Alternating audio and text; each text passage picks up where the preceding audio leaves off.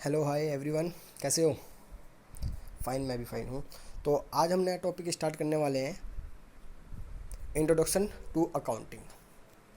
इस टॉपिक में हम अकाउंटिंग इंट्रोडक्शन पढ़ेंगे, मतलब definition of accounting, scope of accounting, advantage of accounting और डिसएडवांटेज ऑफ अकाउंटिंग।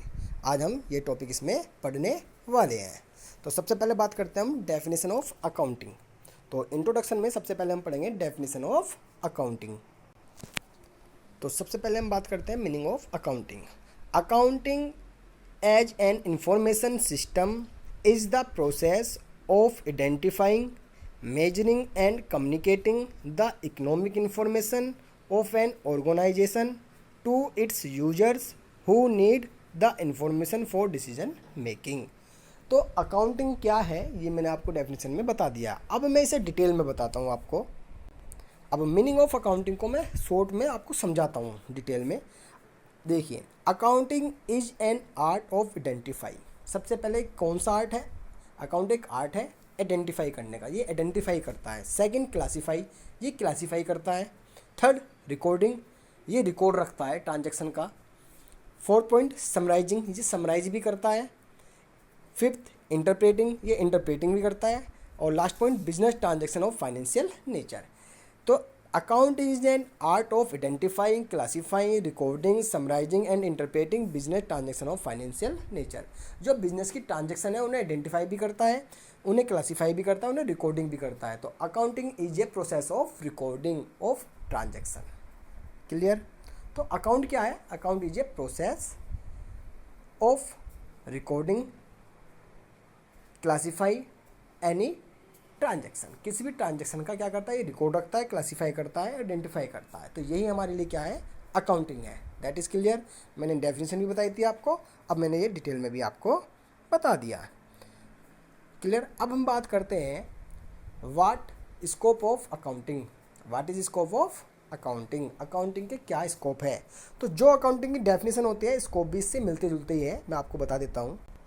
चलिए तो बात करते हैं scope of financial accounting. Number 1, records financial transaction. सबसे पहला स्कोप क्या है? फाइनेंशियल ट्रांजैक्शन को रिकॉर्ड रखना। Second, classify and summarise information, information को क्लासीफाई करना और समराइज करना। Third point, prepare financial statements, financial statements बनाने में इसका स्कोप होता है। Fourth point, interprets financial information. Fifth point, communicates all outcomes. Last point, determines and maintains financial position. और एक पॉइंट है इसमें मोस्ट इंपोर्टेंट जो नहीं है, टैक्स पेड। ठीक है ना?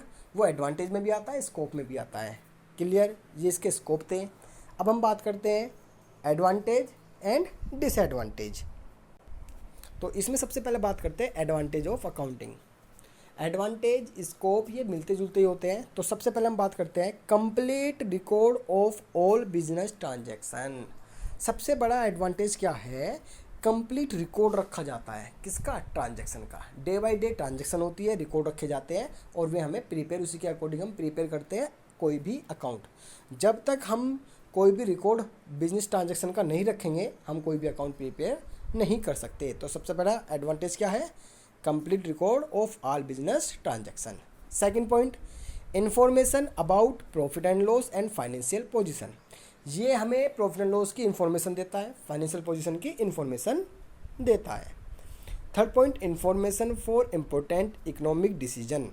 और ये इकोनॉमिक डिसीजन के लिए कंपैरेटिव स्टडी, ये इकोनॉमिक डिसीजन के लिए कंपैरेटिव स्टडी में भी हमारे लिए हेल्पफुल होता है। मतलब 2 ईयर, 3 ईयर या 4 ईयर, लास्ट 2 ईयर या लास्ट 3 ईयर में हम क्या कर सकते हैं?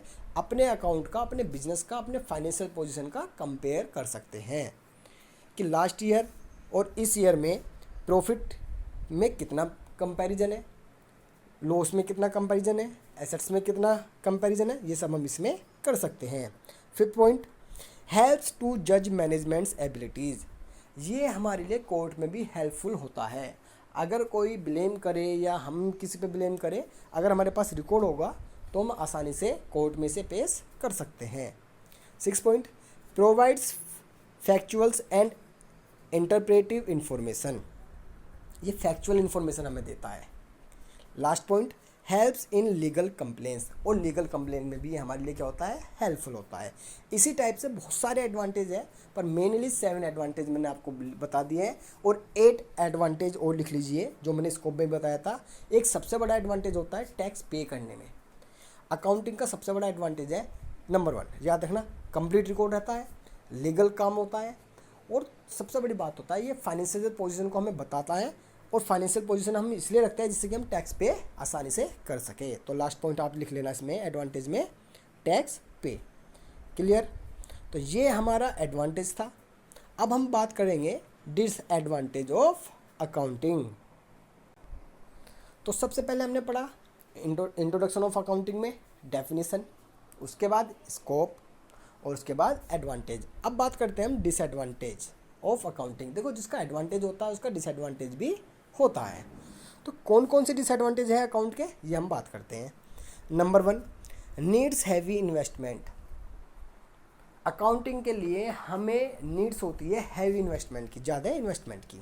सेकंड, प्रॉब्लम ऑफ सिक्योरिटी, और सिक्योरिटी की सबसे ज़्यादा प्रॉब्लम होती है। अगर हम इसकी सिक्योरिटी ना रखें तो ये हमारे अपोजिट में जो भी होता है या कोई भी इसका मिसयूज कर सकता है। Third point, loss of data. Data का क्या होता है, इसमें लॉस होता है। Fourth point, an artificial device, और आर्टिफिशियल डिवाइस होती है कोई भी यूज कर सकता है। Fifth point, possibility of manipulation, possibility होती है मैनिपुलेशन की। Seventh point, not suitable for small firms, और स्मॉल फर्म के लिए सुटेबल नहीं होते। क्यों? क्योंकि ज़्यादा एक्सपेंसिव होते हैं, इसलिए छोटी फर्म से ज़्यादा यूज नहीं कर सकती। ईयर में 1-2 बार भी अकाउंट बनाने में से यूज कर सकती है। लार्ज स्केल के लिए बेनिफिट होता है। Last point, requires training on part of accountants, और यहाँ पे क्या रिक्वायर होता है, अकाउंटेंट्स की हमें रिक्वायर्ड होती है, उसकी ट्रेनिंग की रिक्वायर्ड होती है। मतलब लास्ट पॉइंट में अगर जोड़ दूँ तो एक पॉइंट इसमें और लिख देना, एक्सपेंसेस। ये सारी चीज़ मिला के क्या होता है, ये एक्सपेंसेस होता है।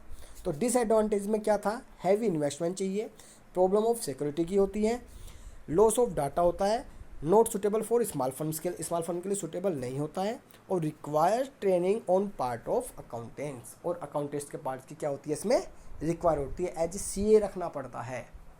अकाउंट को प्रिपेयर रखने के लिए, उसे सिमलाइज करने के लिए हमें सीए की ज़रूरत पड़ती है, जो कि छोटी फर्म अवेलेबल नहीं हो सकती। बड़ी फर्म के लिए कोई प्रॉब्लम नहीं है, वे डे बाई डे अकाउंट बनाती हैं। बड़ी फर्म जो होती है डे बाई डे अकाउंट बनाती है, सीए से सर्टिफाइड कराती है, और उसके बाद टैक्स पे भी करती है, अपनी फाइनेंशियल पोजीशन का भी पता लगाती है। बट जो छोटी फर्म होती हैं, अकाउंट तो उन्हें भी बनाने कंपलसरी होते हैं, पर उनके लिए क्या होता है, ये एक्सपेंसिव होता है। अकाउंट बनाना पड़ता है, डे बाई डे रिकॉर्ड रखना पड़ता है, एक सीए रखना पड़ता है, तो ये क्या होता है, ज़्यादा एक्सपेंसिव हो जाता है। किसके लिए, इन स्मॉल फर्म के लिए। तो ये था आज एडवांटेज इंट्रोडक्शन ऑफ अकाउंटिंग में। सबसे पहले definition, scope, advantage and disadvantage. आप इसे नोट डाउन कर लीजिए। कोई प्रॉब्लम हो तो आप मुझे मैसेज भी कर सकते हैं, कमेंट बॉक्स में कमेंट भी कर सकते हैं, मैं आपको बता दूंगा। तो ये हमारी आज फर्स्ट टॉपिक था, फर्स्ट क्लास थी, इंट्रोडक्शन ऑफ अकाउंटिंग। तो लाइक और सब्सक्राइब करना ना भूलें। आप सब्सक्राइब करेंगे तो आने वाली वीडियो आपको आपके यूट्यूब चैनल पर या व्हाट्सएप पर रिसीव होती रहेगी। तो हमारे चैनल को लाइक और सब्सक्राइब करना ना भूलें। Thank you.